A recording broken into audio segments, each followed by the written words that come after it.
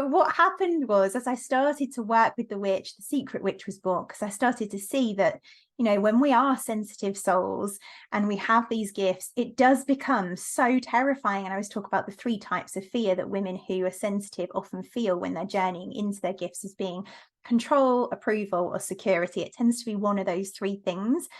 And I started to see how that was like stopping women from stepping into their gifts. So therefore they would kind of hide. They'd be like, oh, I'm really magical and I've got all these gifts, but I'm going to just hide over here.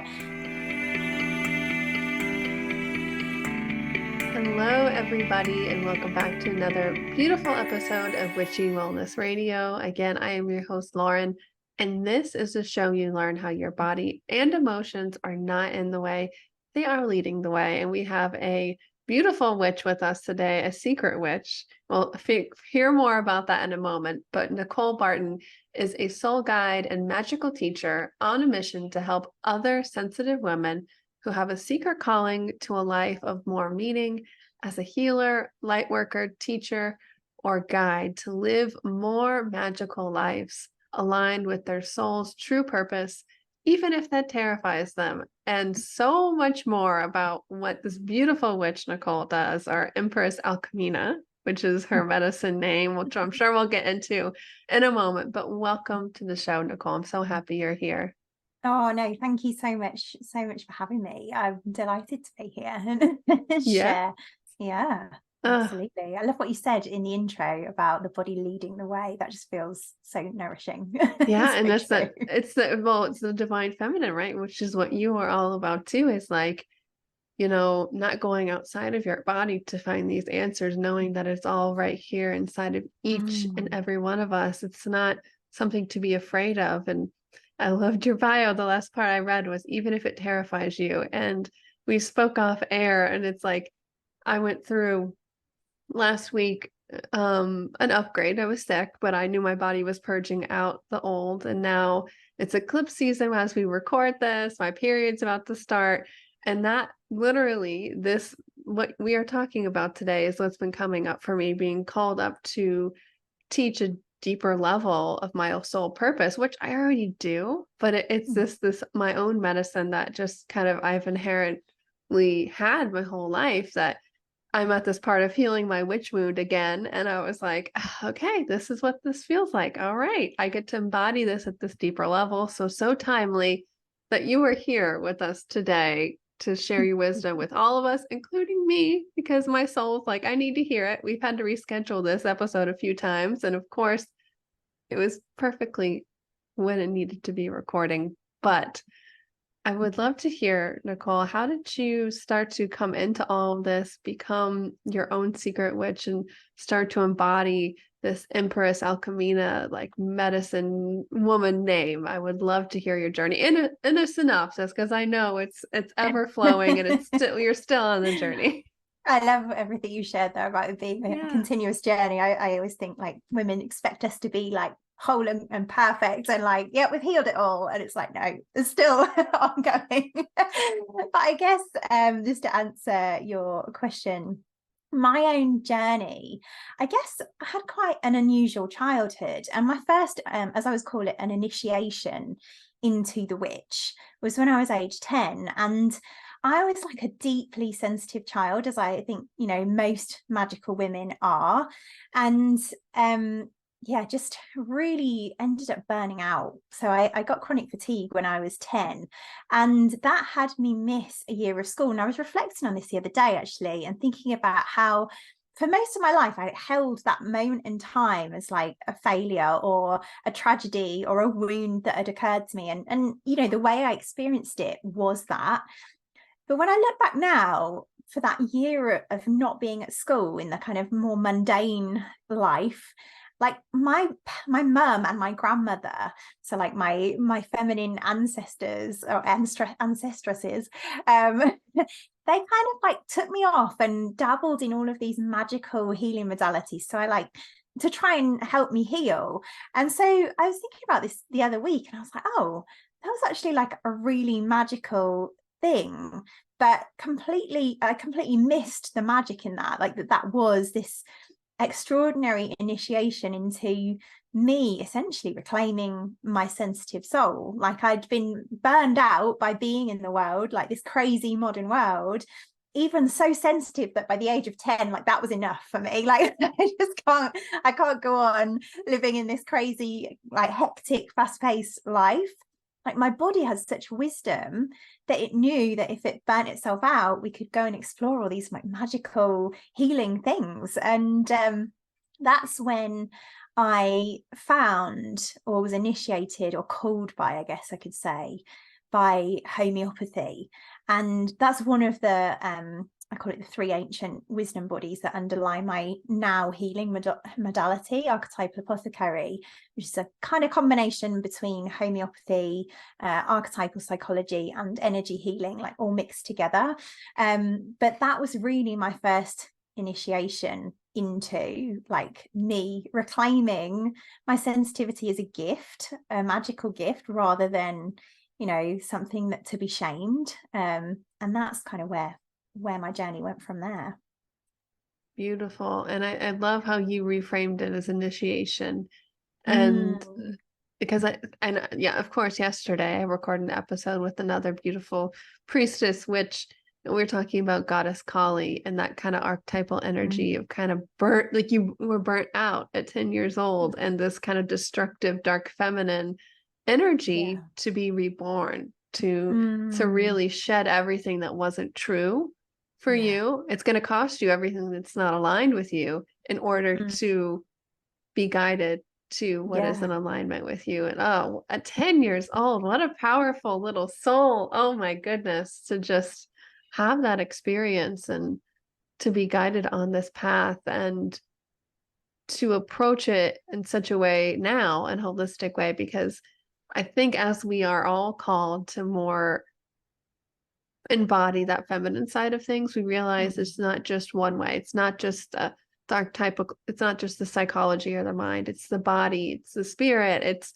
the thoughts we think, the feelings, the food and our intentions, and, you know, homeopathy, all these beautiful things that help create us as a being, as this human experience, which I think is the most spiritual thing we can do, is having this human life here. You know, it's without this body, we wouldn't be able to feel. And that contrast is what shows us where to go and learn and expand and love and hurt too, to come down to that rock bottom. So as you started to learn all about these things, I would love to hear first more about the homeopathy, that kind of archetypal apothecary path, of how that all kind of works together. I've had actually one of my dear friends, she writes children's books about different alternative and energetic medicine modalities.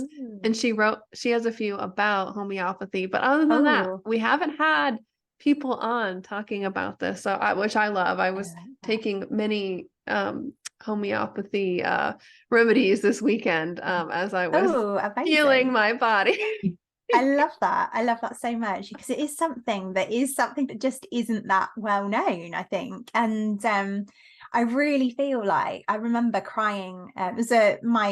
Essentially, you just talked a little bit to like how, you know, the soul is in the body, and I, you know, journeyed as we all do into like spiritual ascension, and then I gave birth to my little girl and like really descended back into my body. So my own journey, I kind of had forgotten a little bit about homeopathy, and then I kind of went and trained in it when I burnt out again at 24, and then I had this period of time where I then got, you know, called back down into soul, into the body.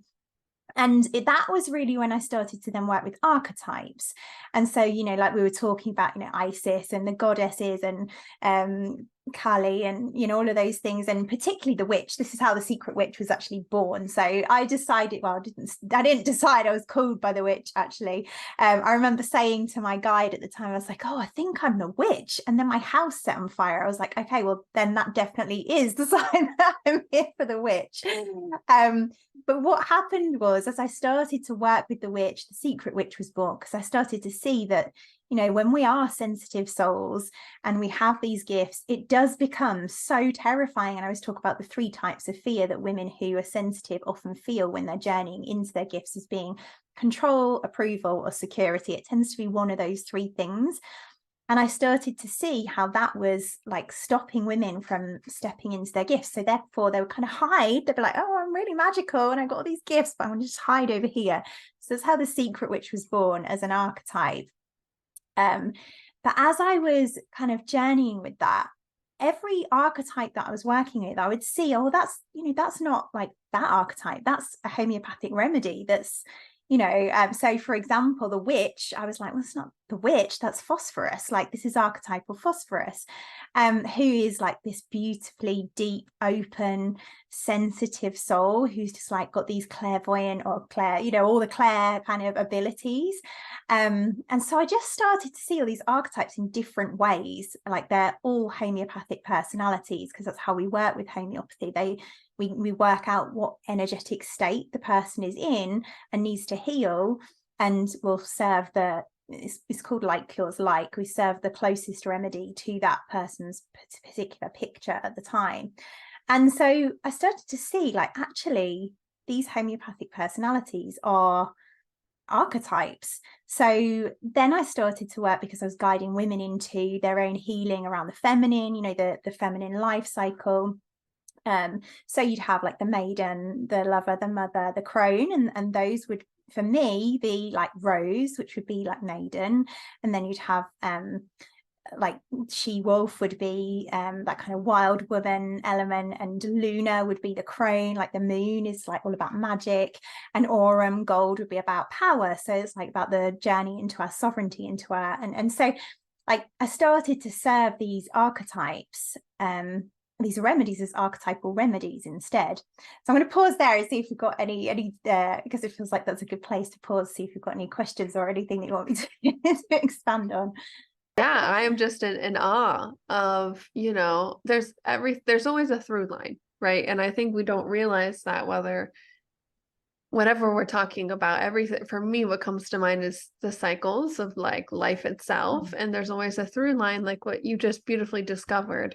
So I guess my first question is, how do we use both of those medicines, so to speak, in everyday life? Like it's so interesting, but I guess, how do you start to apply that day to day, or help women apply those things? Yeah, I love that question.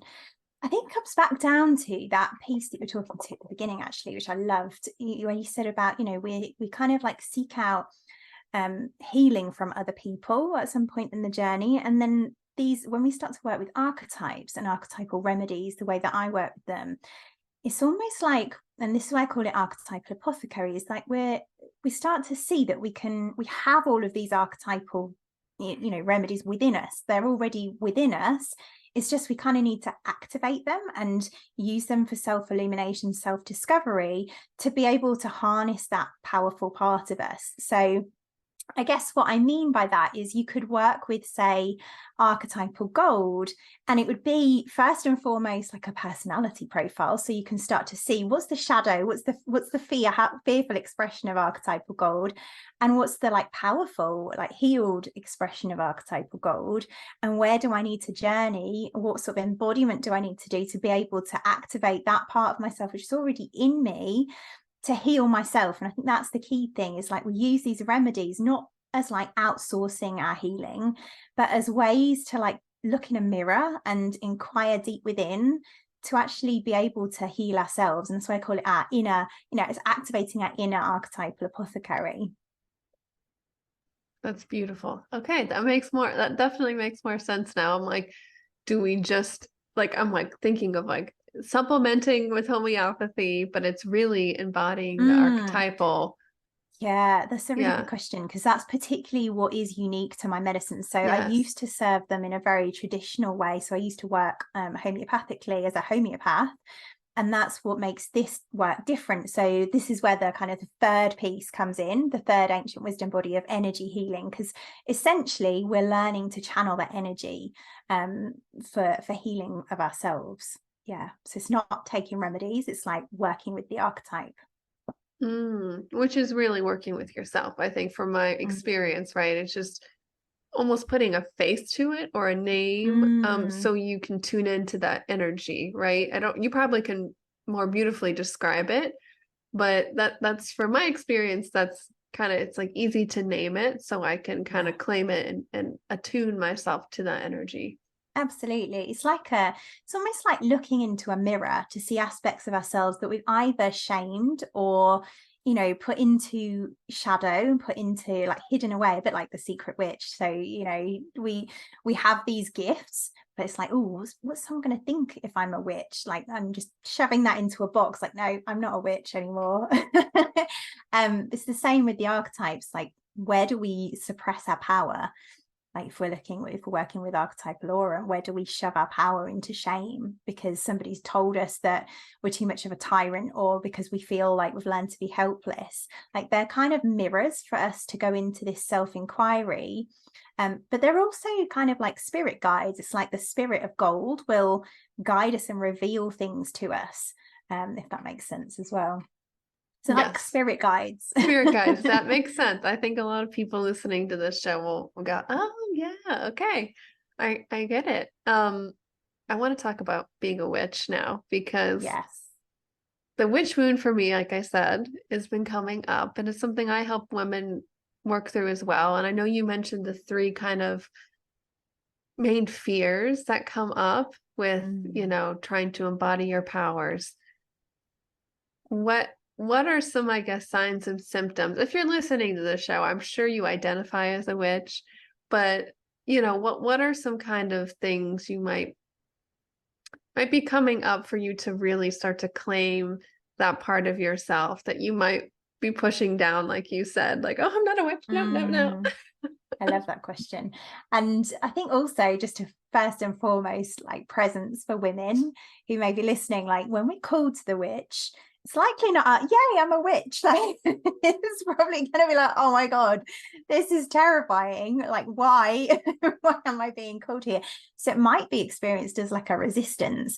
And often that's kind of why I talk about the wounded healer sometimes as well. It's like we can almost like relate to the wounded healer a little bit more, because you know we've come here, we typically are the ones who help others, and they'll come to us for advice, or you know, some of the signs and symptoms again are the things that I talked about. You know, we tend to burn out because we're trying to fit into a mundane box, because we fear, what if people see our true expression? Like, will they judge us? Will they reject us and chase us out the village with pitchforks like they did in the witch burning times? You know, all of those things, we tend to like then try and live in a kind of culturally acceptable way, where we'll be like trying to fit into a box, fit into, you know, people please and run around looking after everybody else, rather than honoring what we're being called to as well. And that's what tends to then show up as like the burnout piece. Archetypal phosphorus as well is actually, phosphorus is what's on the end of a match. So if you think about that as an archetype, like they're very reactive, very sensitive. So if you strike a match, it's going to like burn out. It's just going to light on fire and burn down. So that's, again, like a typical example. If you're here to be a witch, or essentially a healer, or a teacher or a guide or a light worker, that's probably how it's going to present when we're in fear, is like this sense of like chaos everywhere, trying to keep up with the modern pace of life. We're deeply sensitive, like we feel everything. We've got all these strange gifts that we don't want to admit to anyone, and we're probably burned out. Whereas if we heal and alchemize that, and with the journey with the witch wound is a part of it, although there's kind of like 3 steps, I say, to becoming a healer. There's like healing, discovery, and expression. And I think the witch wound for me comes in that like 3rd piece almost. It's like we don't have to jump straight into healing the witch wound. Like we can just start to heal ourselves and take those like tender first steps with that. Yeah, I can't remember what I was saying now. But yeah, those are the sorts of ways that it shows up. Yeah, and I think you're right, and that's been my experience too, right? You first are called through your own hero's journey to heal yourself. And I love that 3-step process that you kind of were talking about. And then you kind of second step is discovering your own gifts. And then the 3rd step is kind of what you just mentioned, healing that witch wound, but learning to express your soul's purpose to the world, like really being seen and embodying that. which is kind of what's been coming up for me this past week. And it's like, okay, I get this opportunity. This is another initiation, right? And I think one of my missions is to be as completely transparent and real with people on the show, social media, people in my life, because it is a journey, right? And there's always these deeper levels of initiation, growth, and expansion. And, you know, my beginning stages of healing, I really wanted it to be a moment of just, I'm healed. And, you know, nothing ever is going to, no negative emotion ever. Not that I'm not sure if I consciously thought that, but that was kind of my perception, right? It's like, but I don't look at it as bad anymore, because I know that this is coming up because I'm ready for that expansion and growth and embodiment of my soul's purpose at a deeper level. So I guess, what's your perspective of these initiations, of these wounds coming up in any capacity, kind of flipping it from that fear perspective? You still might feel fear in the moment, but welcoming it as this initiation, kind of like how you reframed your 10-year-old self journey. I love that so much. I love that so much. And I think it's one of those things where when we feel that call to being a healer, teacher, or guide, we start to think that we have to jump to the third step. And it's like, we're always taught that actually there's a lot of people out there, you know, in the healing world, in the spiritual world, almost selling that quick fix of like, come train, be a healer, like learn Reiki in a day and you can go off and be a healer. And we forget, because again, that's like fitting into that masculine kind of societal view of like quick fix. Like we forget that, you know, in ancient times, women and men would have trained for years and journeyed for years. And I would say the art of becoming a healer is the becoming. And that's why it's kind of this 3-step journey. It's like we need to heal ourselves first. And we so often want to skip that step because it's like it's the messiest part, it feels like, in many times. But it's like the most important part. And I think when we're talking about healing, what we don't mean is necessarily like healing, fixing. It's like what we need to realize, and especially when it is so terrifying, is that the first step into that is to learn to love ourselves, because ultimately that's what we're doing to reclaim the kind of fragmented parts of ourselves that we haven't felt able to fully express. So I think that's, for me, like that, you know, when we, to go back to your question about initiation, I think it's doing that and learning to love myself in all of those fears and all the stuff that I've journeyed with. It's like having that tenderness for myself to see, oh, actually, these were initiations. Like they don't look like that at the time, because like we were just in them and we're like, oh my gosh, but there was something in me that shifted.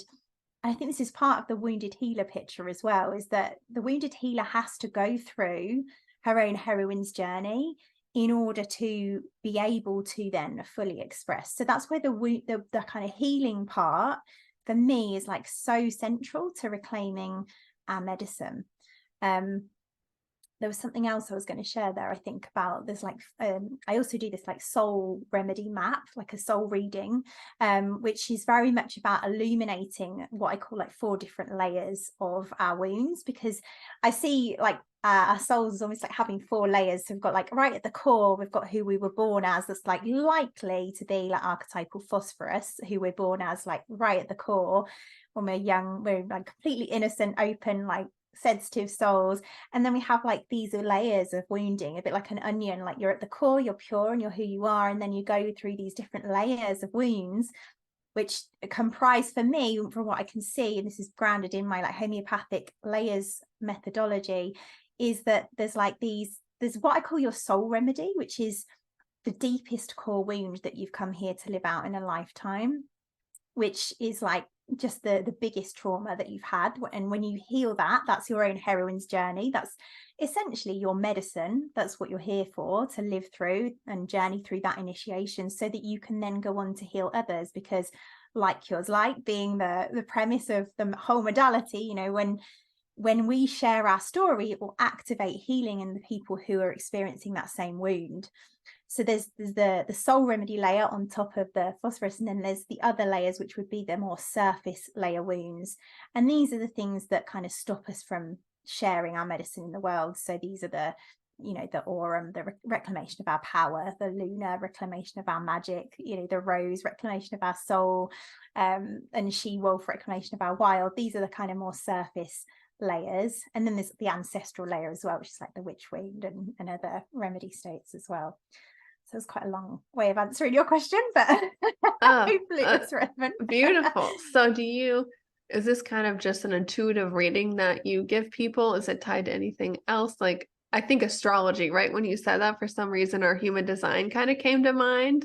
Yes, it's that sort of thing. It's just very much, it's like an archetypal soul reading, if you like. So it's telling you what remedies you're here to serve, what remedies, archetypal remedies you're here to journey with for your own healing, and what archetypal constitution you are, all that sort of thing. So it's, again, very much grounded in the archetypal remedies and learning, like, that's your archetypal apothecary that you're here to like heal and activate for yourself so that you can be that medicine for others. And I think it's that principle of homeopathy that really stands out for me. It's like, it so explains why our story is so healing for other people who resonate, because like cures like as long as we have healed and reclaimed our deepest core wound, that is going to be essentially like our niche, our medicine. That's what people will be like. That's what, when we think about like magnetically drawing in other people to our medicine, it's like when we have healed those layers and returned to our phosphoric core, the phosphorus archetype in her golden shadow, it's a golden expression, is like, she's the light bearer. She's like, here, I've got the torch, I know the way, like, come find, you know. And then she's there able to express her medicine because she's healed that core wound. Wow. I'm blown away. I'm going to need to get my chart. Would you set your chart done? Is that how the right verbiage to say it? Yeah, exactly. Chart done. Yes. So this question keeps coming up in the back of my head, and so I need to ask it. What does being a witch mean to you? Like, what does that word mean to you? I love that question. There's so many aspects of the witch as well. Yes. And I think the aspect that I resonate so much with is that healer element. And this is why I talk about, even like the apothecary has come to me recently as like an archetype in and of itself, because it feels like, for a while I toyed with like medicine woman. It just didn't feel right. And it's like, no, this is about the apothecary. So it's the healer in essence is what it means to me. But also like the fully expressed healer. Like the witch for me is about being the full expression of our soul, and particularly as a healer. For those who are here to be healers, like the witch is such a powerful archetype to reclaim all of the, you know, their soul work, their soul purpose. Yeah, I mean, I resonate very much with what you said. And for me, it was a woman fully embodied in her own purpose, her soul, her power, that sovereignty aspect of it too. That's what really drew me to embodying that energy many years ago, going through a divorce. And before I actually went through a divorce, I was reading the book by Lisa Lester, Witch. Yes, I have it just here. Oh my goodness. And I was reading it on an airplane with my then husband, and I was kind of hiding it from him because I didn't want him to see what I, like, I knew he was going to say something, and he did, which I won't repeat, but it was, like, oh, why are you reading that kind of a thing? And I just knew at that moment, I was like, this is, who I am. I was already kind of into that stuff, but it was like that direct reflection of that reality not matching up to who I know I was. And fast forward a while through that healing integration journey of putting myself first. The name Witchy Wellness came to me one day on a walk. And I was like, interesting. Maybe at the time I was health coaching, which I still integrate the body, but not that way as much anymore. And I was like, oh, this might be a new coaching program. And then months later, I was like, no, this is a podcast. and being called to be seen, you know, as the witch, to have other people like yourself on here to share their medicine, because like heals like you just said. And fast forward 6 years, almost 6 years now, 6 years in March, so I guess 5.5 years, that since we started the show. And just for me, being able to claim that word as who I am, and that power, and put it out there, was very, very healing for me to say, this is why, and to be able to speak my truth through them, even if it was through the microphone. That healed me, as I knew that's what I was being called to do. So we talked about this in my episode we recorded yesterday, but you know, as you continue on your journey, I know like what your offerings and your medicine changes, but that's what's healed you, and it's going to continue to heal you. And I think,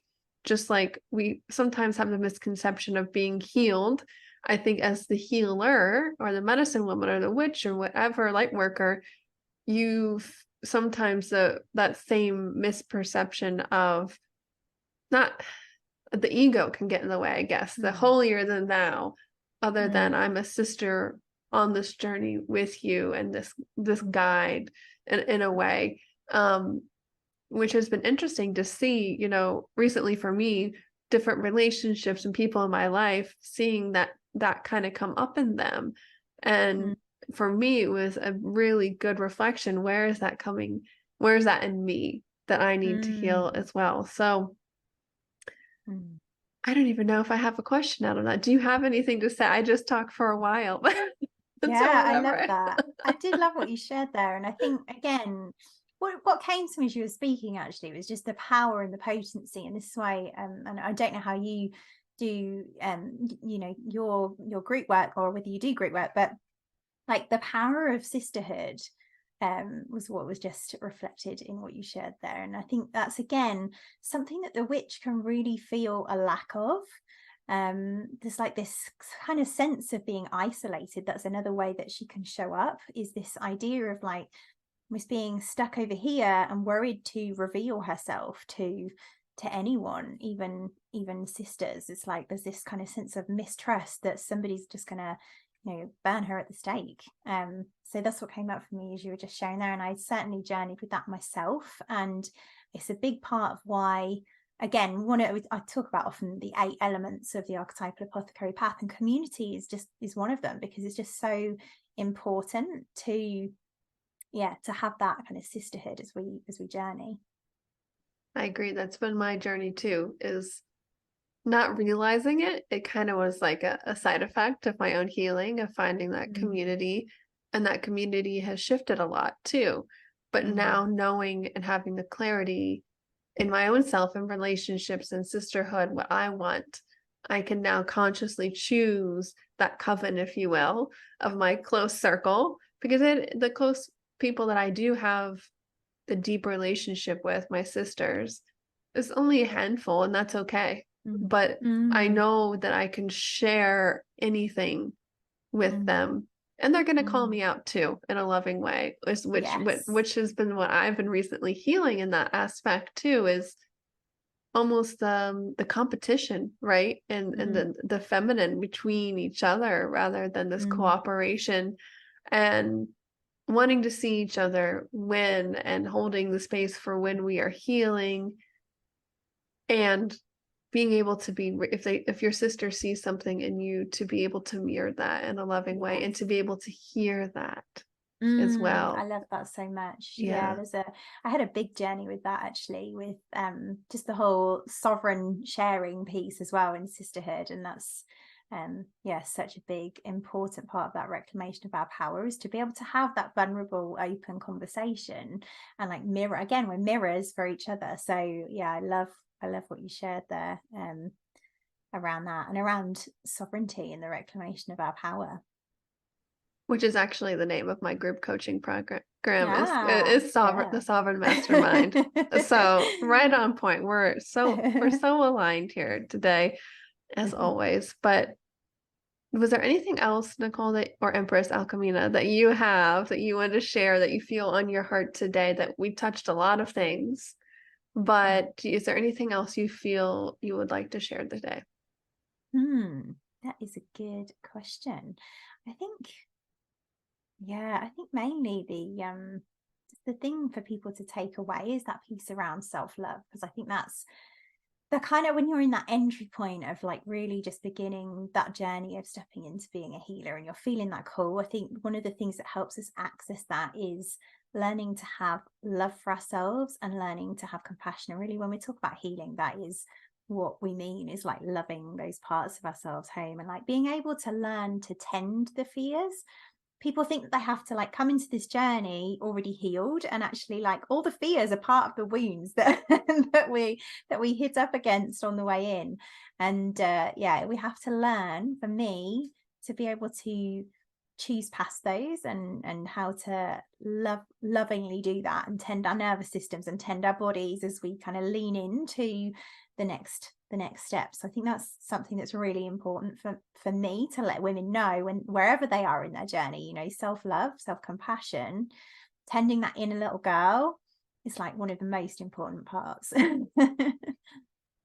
Agreed. I actually had my grandmother, so the crone energy, just passed away this past week, and my relatives kind of were sending photos around, and there was a picture of me probably about 13 years old, 12, 13 years old, right at puberty, you know, braces, acne, every bad haircut, just, and for me to see that, and I honestly cringed a little bit because I could feel her insecurities and those fears. And I was like, isn't this such a timely, divine moment to do that inner work? It's all ages of your younger self. And this past year has really been that pubescent, a lot of the dark feminine anger for me healing. But now it's like this deeper self-love, loving that part of me too, and integrating her. So thank you so much for reflecting that to all of us, because it really, it can be that simple of just loving ourselves and learning to really just relax, like you said, recalibrating your nervous system too. Yeah, so powerful. Yeah. Yeah. Well, thank you so much again for coming on the show today.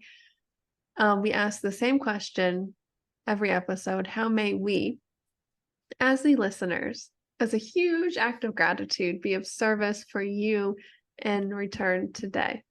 I love that question. And I think one of the things that just, you know, my deepest mission on this earth, I think, is to inspire women to be able to choose their own journeys, to choose to like honor the call of their soul. So I think just, in terms of answering that, it feels like just really allow yourself to choose like what is in alignment for you. That feels like the deepest reward for all the work I do, is when women choose themselves. But there's other kind of ways that I guess women can find out about the work that I do. So I don't know whether you'll share those, but I also have a podcast called The Secret Witch Show, so they can happily listen to that as well. If that's aligned. There's loads of juicy content in that, and Beautiful. Yes, all the show notes will be linked to The Good Witch. If you are listening to Witchy Wellness Radio, I'm sure you will also love The Good Witch. So go over, take a listen. And if you like her show and or my show, please write a review for us, subscribe, all those things, because that really does amplify this energy out into the universe. And I'm just not talking about the algorithm, but the more intention and love we put behind something, the more it can grow, and we can really transform the world. But that starts with choosing yourself first, just like you said. Thank you so much again, Nicole, for coming on. It was such an honor holding the space with you today. It's a pleasure.